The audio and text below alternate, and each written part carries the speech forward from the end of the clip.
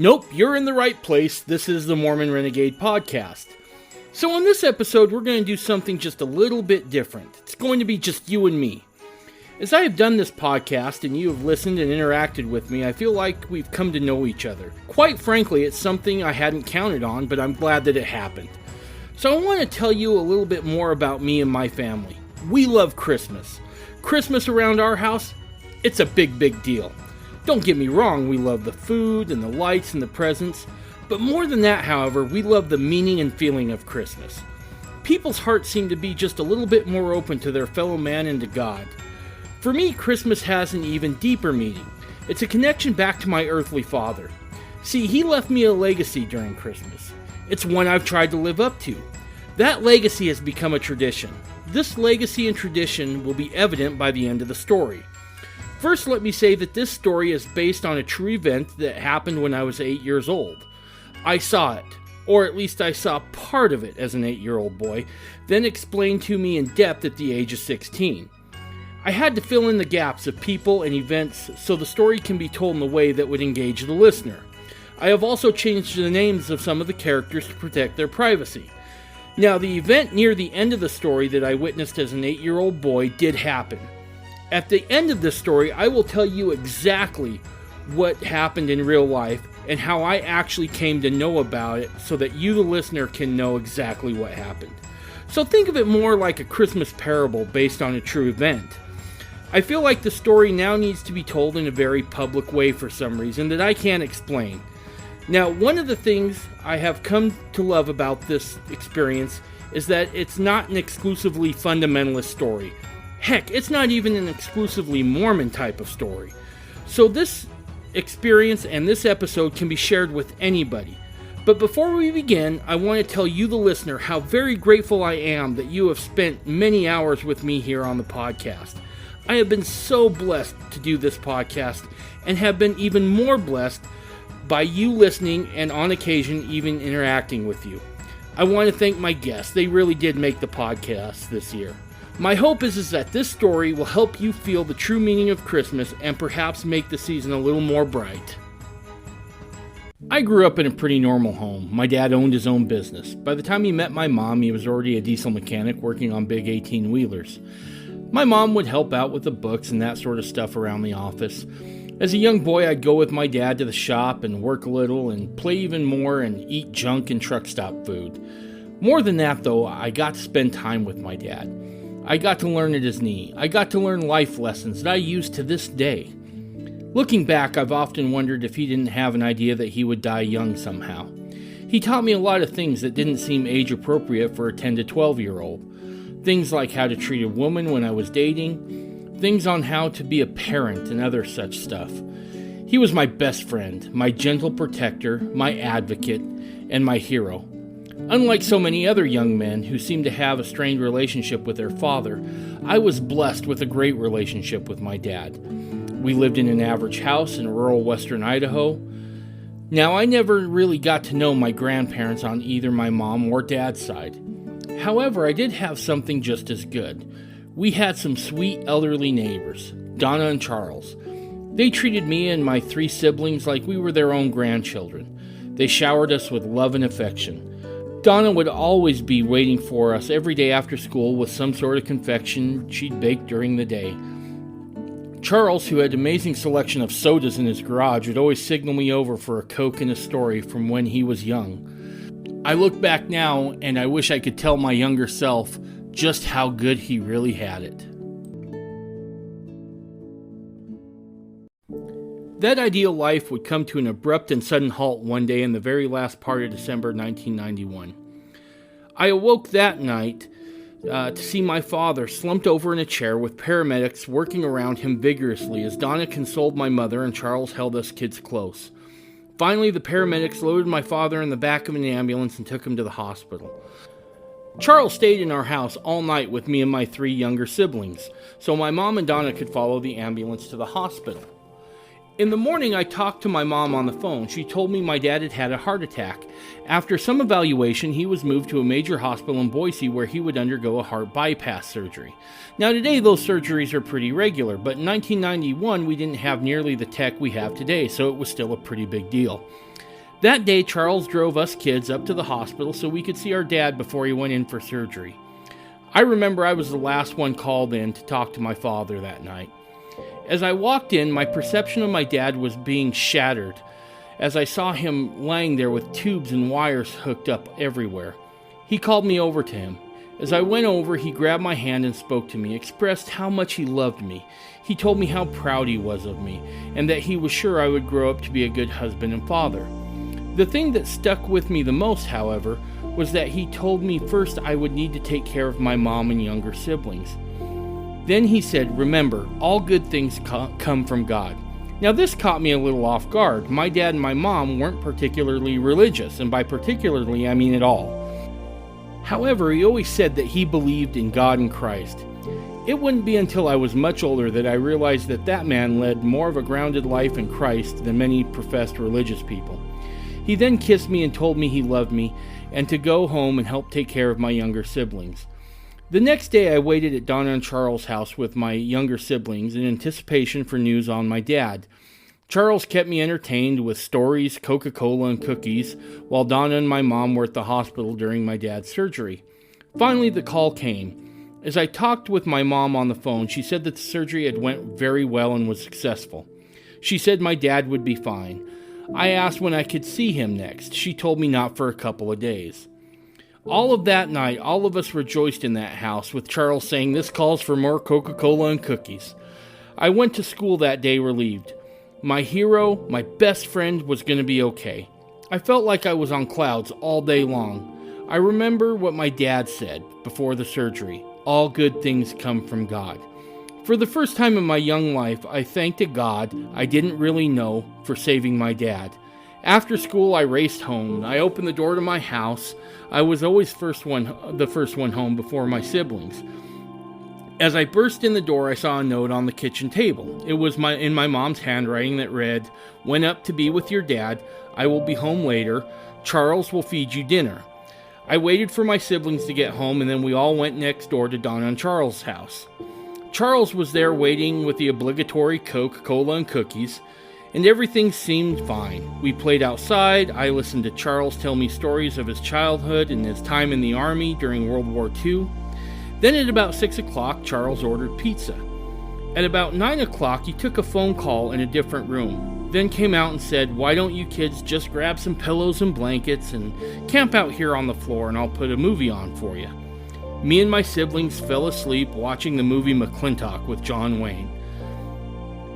Finally, however, at about 2:30 in the morning, I was awakened by the voice of my mother. As I woke, I looked up and she had tears in her eyes, and so did Donna, so did Charles. And there was 2 other men there that I didn't know, who I later found out were pastors from a church that Donna and Charles attended. My mom looked at us and said, "Kids, your dad has been sick for a while now, and he's not sick anymore." I knew, even at that young age of 13, that my dad had died. In that moment, my life would forever be different and incomplete. For the first time in my young life, I understood death's sting. The next week was a blur as preparations were made for my dad's funeral. I tried to fulfill my father's last charge to me to take care of my mom and my younger siblings. My first cognizant memory of that week was the moment I woke up on the day of my dad's funeral. I woke up to the sound of rain on the roof of the house. I didn't want to get up. I didn't want to bury my dad. I wasn't ready to shoulder a life without him. However, I knew I had a duty to fulfill to my dad. I had to be a man. I had even requested to be a pallbearer. I figured he carried me the first 13 years of my life. The least I could do was carry him this one last time. I walked into the church house after a private meeting with the pastor of the church and my family and Donna and Charles. As I entered the chapel, I was astounded at how few people were there. My dad was a good man, but he was a very private man. I must admit, I don't remember anything the pastor said. I just remember feeling empty and focused on my duty to be a pallbearer and not screwing up. Finally, the service concluded. I did my duty both in the chapel and to the hearse, and from the hearse to the graveside. After the graveside service, we returned back to the church. I recognized almost everybody at the funeral except for one family. There was a well-dressed man and a woman with 2 kids that I didn't recognize.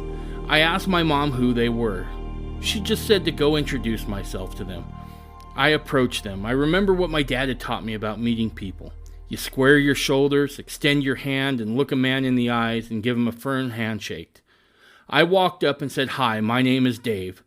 In response, he said, "I know what your name is, son." Then I asked, "How did you know my dad?" He responded, "Your dad will always hold a special place in my heart. But now may not be the time to go into that. Just know he was a good man." That was enough for me right then. 3 years went by as we tried to find a new rhythm as a family. But I was broken. I was broken because I lost my best friend and mentor. We went from being in a middle-income family to being very poor. As I searched for answers, I found none.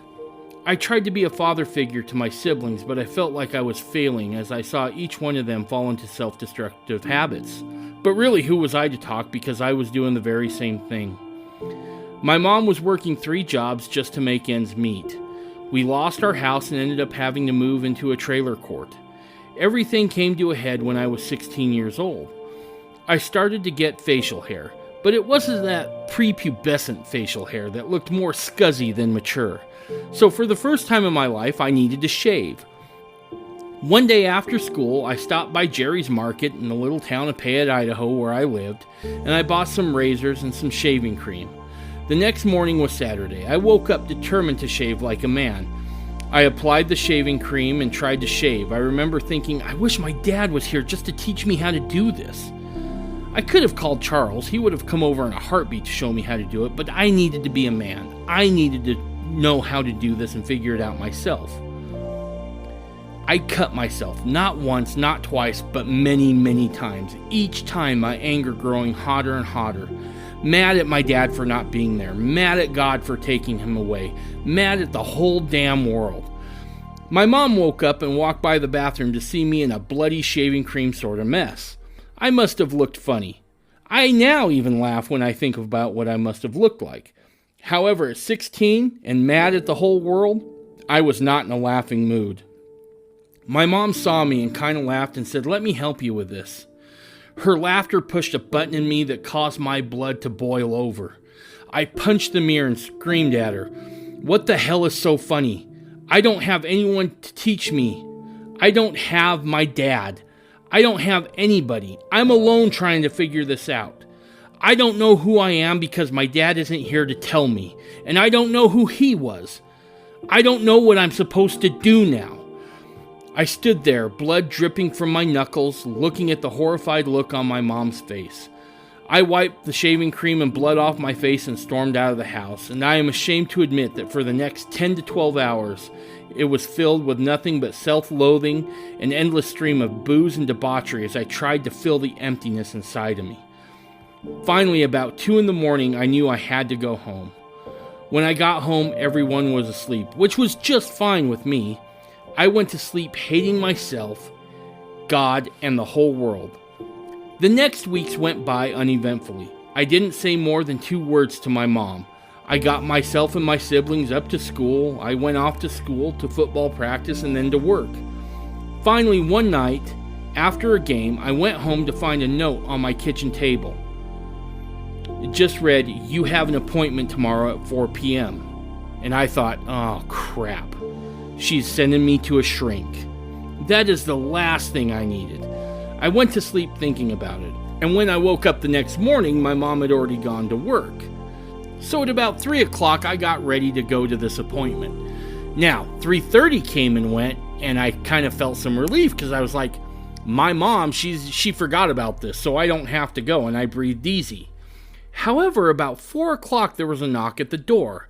I answered it, and at the door was a man I vaguely recognized. Then in an instant it came back to me. This was the man that was at my dad's funeral that I didn't recognize. He simply said, "Hi David, my name is Sam. We met at your dad's funeral. Are you ready to go? Let's go have some dinner." The ride to the restaurant was completely uncomfortable and silent.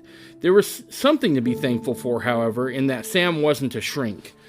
Now, when we got to the restaurant in Boise, I was surprised. This is a restaurant I'd heard about but never been to, because, quite frankly, our social status would have prohibited us from ever going into someplace quite as fancy as that. As I stepped into the restaurant for the first time, I felt just how poor me and my family really were. I was dressed appropriately enough for the occasion, but I still felt like an imposter. Sam and I were seated at our table, and Sam encouraged me to order whatever I liked. As we sat, Sam and I looked over the menu.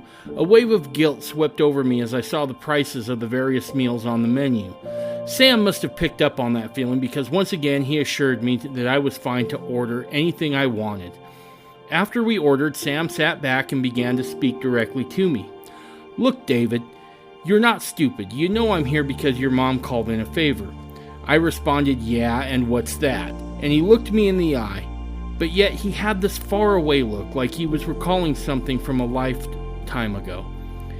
"I'm going to tell you tonight how I met your father." With that, Sam began to tell me a story, and that story, little did I know, would come to change and alter the course of my life forever. Sam began his story by telling me a little bit about himself. He said, "I was raised in a pretty affluent family. I lived just outside Albuquerque, New Mexico. I decided to attend college in Lincoln, Nebraska. While in my sophomore year, I met my wife, Rachel. We dated for 6 months, and I knew she was the woman I wanted to spend the rest of my life with. We married just a year later, and then in April of 1995, we had our first child, a little boy we named Jackson, but we called him Jack around the house. The story I'm about to tell you, David, begins in mid-December 1985. I was in my senior year of college. Now, when I wasn't in class, I worked part-time for the university as a janitor. Rachel worked as a waitress in a local cafe close to campus. We lived in a duplex. Our side had 2 bedrooms. We managed to get by with a lot of hard work and a little help from our parents. We were poor, but we were happy. As I came home from my last class before Christmas break, I was super excited for the holiday. This would be the first Christmas our little family would be together alone. My parents had decided to go on a cruise over the holidays since my parents were now empty nesters. Rachel's parents were going on a mission trip over the holidays to Mexico with their local Baptist church. The thought of being together, just the 3 of us, over the holidays generated a lot of anticipation for both me and Rachel. We felt like we were at the beginning of our own family traditions, and I got home that night and Rachel had started to unwind for the night. We sat on the couch together and just talked. Not rushed because of school or work, and just enjoyed our time and talked about what we wanted to do over the Christmas break. We laid Jack down for the night, and then we went to bed. As Rachel drifted off to sleep in my arms, I dozed off to thoughts of our first Christmas alone together as a family. At about 2:30 in the morning, however, I awoke to the smoke detectors going off in our duplex. Rachel and I both jumped out of bed to see and smell smoke. It became very apparent very quickly that this was not a bad battery in the smoke detector. As I got out of bed, I placed my hand on the common wall next to where our neighbors lived in our duplex to steady myself. The wall flexed and was extremely hot. My heart sank instantly to my stomach. Rachel went around the house to gather up as much as she could while I grabbed Jack, my wallet, and the keys to my 1977 Ford Pinto. This seemed to take forever, but in actuality, the whole time in the duplex was probably 45 seconds to a minute tops. We ran out the door. At the same time, our neighbors ran down the walk, and we all turned around to see the flames shoot out the windows on both sides of the duplex. I held Rachel and Jack close as we watched the flames engulf our duplex. We got into the Pinto, and I turned it on and moved it about 1,000 feet down the road. I told Rachel to wait in the car with Jack where it was warm. I would run down to the duplex to meet the firemen. By the time the fire truck got there, the duplex was completely engulfed in flames. It was a total loss. I stood around for a few more minutes to answer questions about the duplex and to inform the firemen that everyone got out safely. About an hour after that, the final flames had been extinguished and nothing really remained. It was now about 5 a.m. in the morning by the time I got back into the Pinto with Rachel and Jack. I told Rachel that the duplex was a complete loss. We sat there for a few minutes in complete shock. contemplating what had just happened. Rachel finally broke the silence. "Sam, what are we going to do?" I thought for a long moment as I formulated a plan.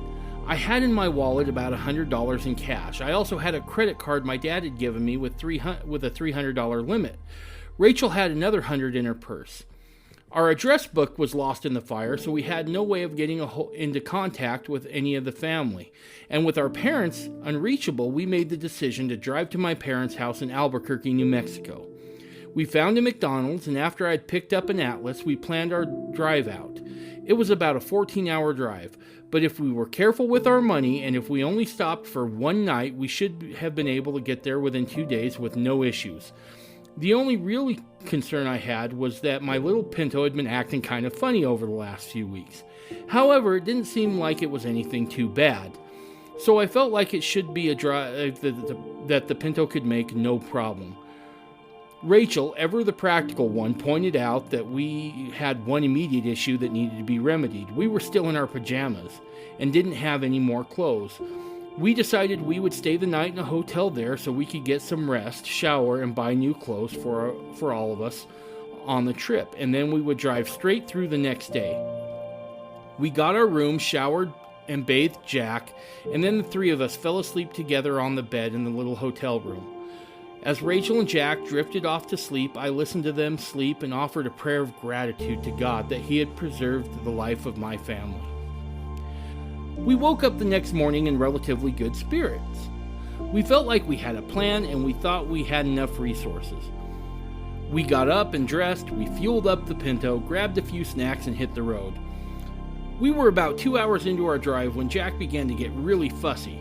At first we chalked it up to him just being sick of the car. But soon, fussiness gave way to full-fledged screams of infant discomfort and pain. Rachel turned around to soothe Jack and said, "Sam, Jack is burning up." I passed a sign that said we were only about 30 miles away from the town of Kearney, Nebraska. Rachel and I talked for a moment and made the decision to find a quick care and get Jack looked at. We pulled off I-80 and found one. I was figuring that this would put us a little behind, but not much. It was about noon, and it was called an urgent care, so it was assumed that it would be quick, right? Well, to my surprise, when we walked into the place, it was packed. What I thought would take 2 hours tops turned into an 8-hour ordeal. By the time the doctor had examined Jack, it was 6:30 p.m. By the time we were checking out of the quick care, it was 7:30 p.m. Jack was diagnosed with a double ear infection. The bill for the doctor's visit was $150. We then went to the local drugstore to purchase the antibiotics, and that cost an additional $50. I did the math in my head. We'd already spent $250 of our $500. By the time we were done at the pharmacy, it was 9:30 p.m. As we got back into the car, it was now starting to snow. I checked an AM station in the Pinto, and parts of I-80 had been shut down due to a fast-moving snowstorm coming out of Colorado. Rachel and I looked at our finances. We had $250 to get us to Albuquerque. We needed about $100 of that for gas and figured if we were frugal, we would have enough food as well.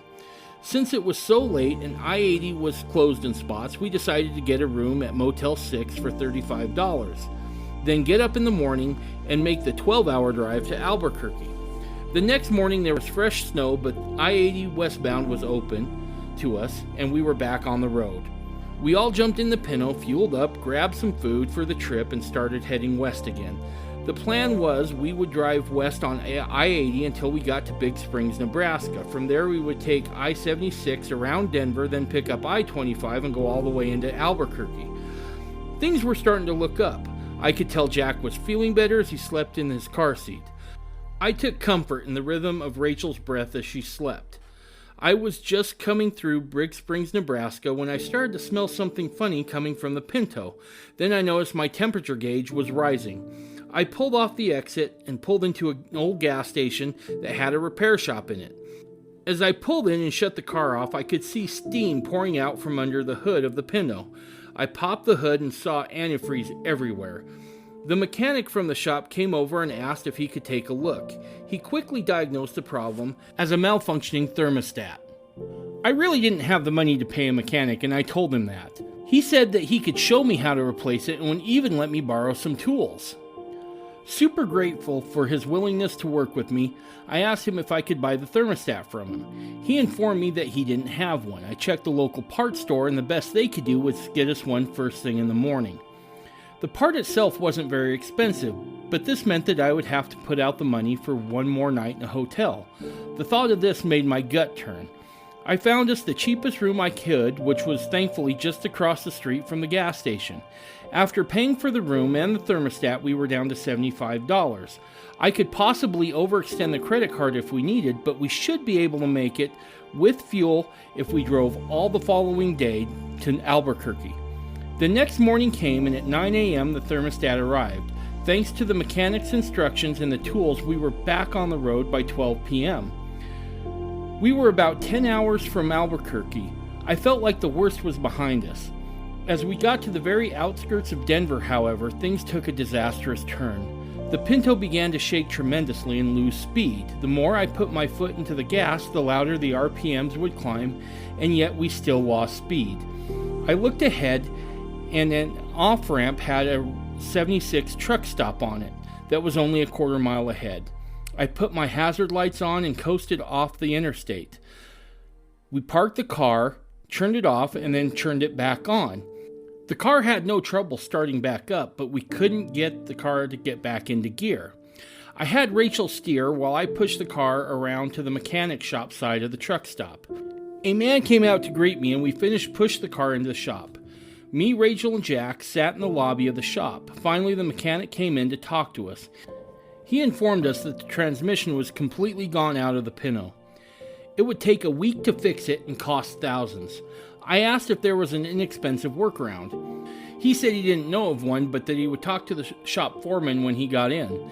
Now, the shop foreman normally came in about 6 o'clock in the evening just to check on everybody before shutting it down for the night. Rachel and I took Jack to the diner that all truck stops seems to have and went in. I literally had $50 left to my name. I told Rachel to order dinner for her. I sat in that booth not knowing what to do. A waitress whose name tag read Sheila came up and took Rachel's order. I just ordered a black coffee. Sheila was a short, stout woman whose voice sounded like she'd spent a lifetime smoking Pall Malls, but was a warm woman nonetheless who called everybody honey. While Sheila was putting in the order and getting my coffee, Rachel and I began to talk about what we were going to do. I noticed that in addition to being a truck stop, this was also a pickup and drop-off point for Greyhound bus lines. I left Rachel and Jack there in the booth where we were seated, then went to the ticketing counter of the bus depot. I asked how much for 3 to get to Albuquerque. The ticketing agent told me that they had a bus leaving for Albuquerque in about 3 hours and that there was room, and another bus was leaving the next day at the same time. The fare, however, would be $200. My heart sank. It might as well be $1 million. I went back to the booth to talk to Rachel. I told Rachel where things were at. She looked at me with tears in her eyes and asked me what we were going to do. I told her, "Sweetheart, we are out of options. I'm going to have to make a sign and beg for money until we get enough to get bus tickets, hopefully by the time the bus leaves tomorrow.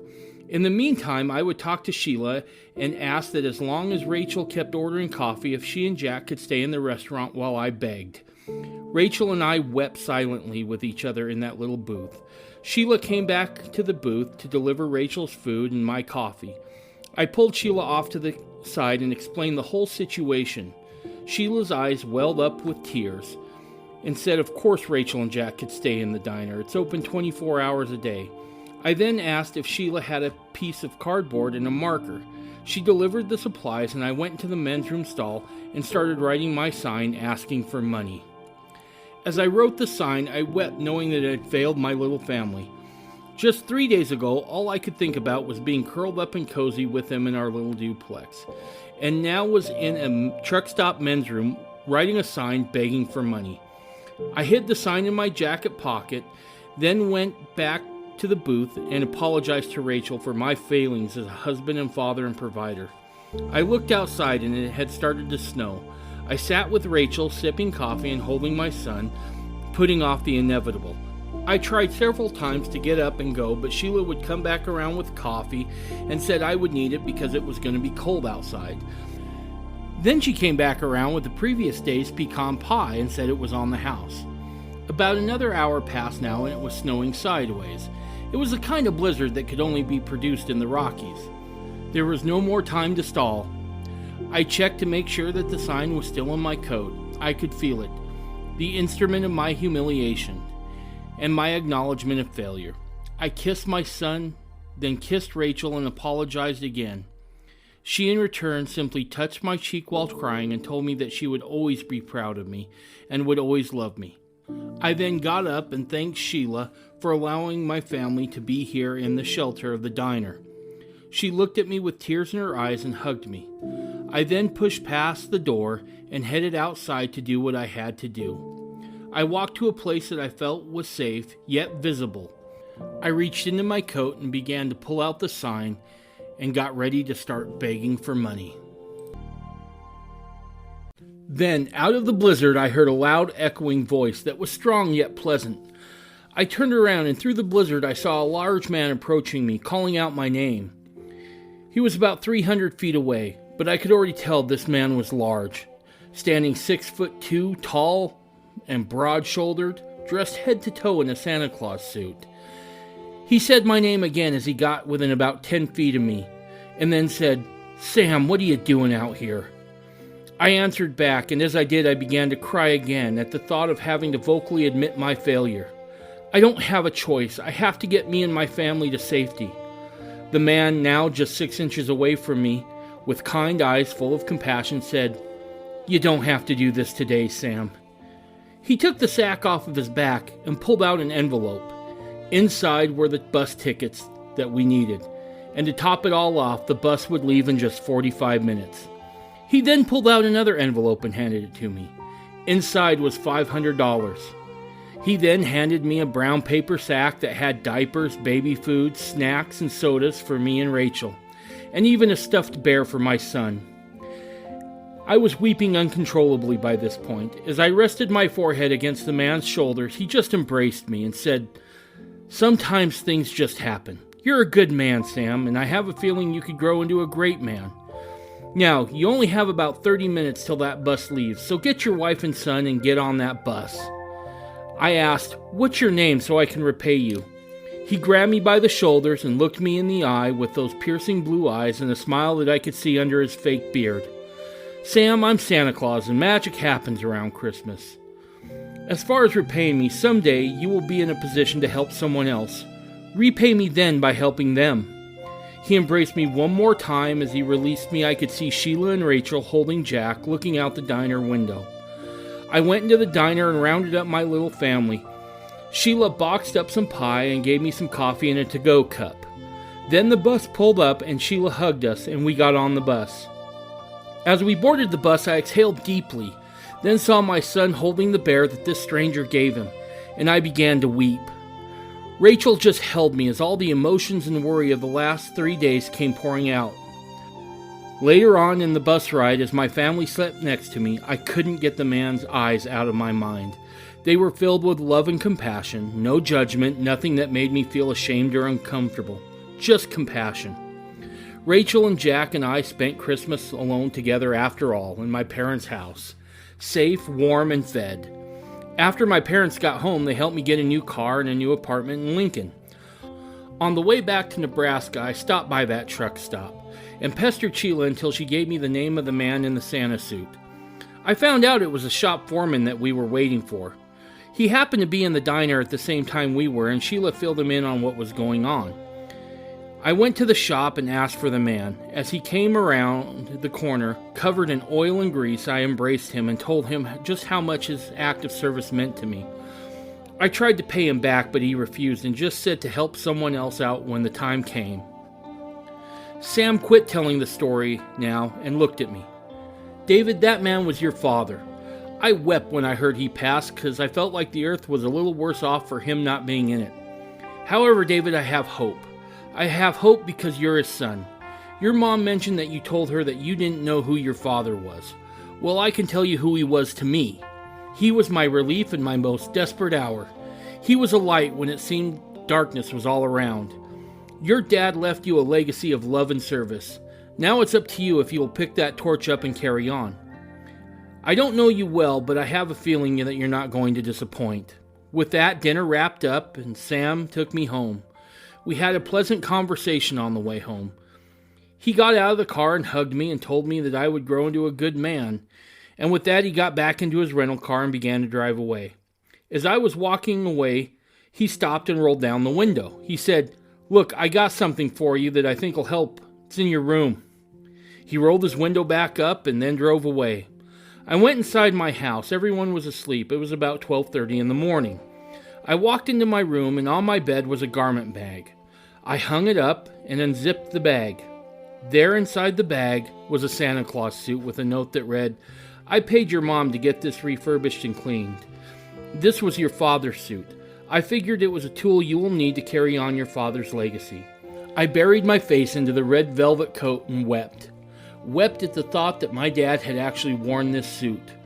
Wept out of a loss for my father, and also wept out of gratitude that I know my father a little bit better, and that he really did leave something for me. I then felt my mom's hands on my shoulders as she whispered to me, "Sam wasn't the only one your father helped in that suit, but he was the only one that came back." She then said, "You're too young for this now, but the time will come when you grow in stature, maturity, and compassion.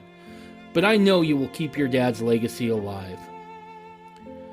So that's the story. Now, to be fully transparent, I want to tell you what really happened in that truck stop that day in 1985 in Denver. I was an 8-year-old boy eating in that truck stop diner with my dad. He really did run a shop at that truck stop. Sheila was a real person. I do remember vividly her whispering something in my dad's ear that caused his expression to change from joy and happiness to one of concern and compassion. I remember that in that moment he got up from the booth and went to the diner telephone and called my mom. I remember my mom got to the diner and my dad slipped out the back. I then remember my mom signaling me to come over and look out the window. Where as an 8-year-old boy, I saw Santa deliver relief to a man, his wife, and their small child. Never once did it dawn on me that inside that suit was my dad. See, even as a kid, I was kind of slow. It wouldn't be until I was 16 years old that I learned that it was my dad in that suit. Don't get me wrong, it's not like I believed in Santa till I was 16. It's just I hadn't made the connection with that experience in the truck stop diner with my dad. At 16, I really did have the come apart moment I talked about in the story where I punched the mirror while I was trying to shave, and it happened just the way I told it. It was a few weeks after that, however, that it was my mom that gave me that Santa Claus suit and not Sam. The characters in the story of Sam, Rachel, and Jack were based on the 3 people that I saw my dad help that day. I never really met any of those people. There was no one named Sam that came to my dad's funeral. Nobody named Sam took me out to dinner and told me the story. I found out about the story from my mom and my mom alone. I don't know who those folks were that my dad helped. I don't know what their backstory was. I don't know how they came to be in that situation. All I know is that my dad helped them out in a way that was very special around Christmas. I filled in the details of Sam, Rachel, and Jack so that the story could be told. It was my mom that filled me in that it was my dad who had helped those 3 people out that day. It was her that told me my dad had done this many times before to many different people. It was her that let me know that I had a legacy to continue.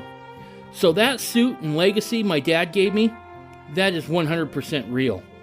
Once I had a family of my own, I put on that suit a couple of days before Christmas every single year. I make a special delivery to some family that is in need. My wife drives me, my older kids wrap the gifts. I hope I've done a good job in passing this legacy on to them. The most incredible part is that no matter how much I give, I am the one that always feels the most blessed every time I serve. Every time I see the look of relief on some parent's face on how they were going to provide Christmas that year, or the excitement and wonder on the child's face, I am the one that is so richly blessed. On some occasions, as my wife parks down the street about 100 or 200 feet away from the house so they don't see me coming, I make that short walk to their home and I can feel my dad right beside me every time. And on a few occasions, I found myself speaking with him. There's only one thing I can remember my dad saying to me as a kid that I put in the story that I kind of disagree with. He used to say magic happens around Christmas. As I've come to know our God, it's not magic. What we feel around Christmas, that feeling, that's the love of God. And it's not that God loves us every December. It's that we're a little more open to feeling His love. So my prayer for you this year is that you begin your own legacy of love and service to God's children. Heaven knows we need it now more than ever. Again, I want to thank you for listening. I also want to thank everybody who came on the podcast this year. My guests really did make the podcast what it is. I want to thank everyone for their listenership. I have been so profoundly blessed to interact with you, the listener, at times. Sometimes I feel guilty because I know I'm getting way more out of doing the podcast than anyone listening. I look forward to next year to continue to bring on great guests and bring you more episodes of the podcast. So finally, from me and my family to yours, Merry Christmas, Happy Hanukkah, or whatever it is you celebrate. May you feel God's love more abundantly during this special time of year.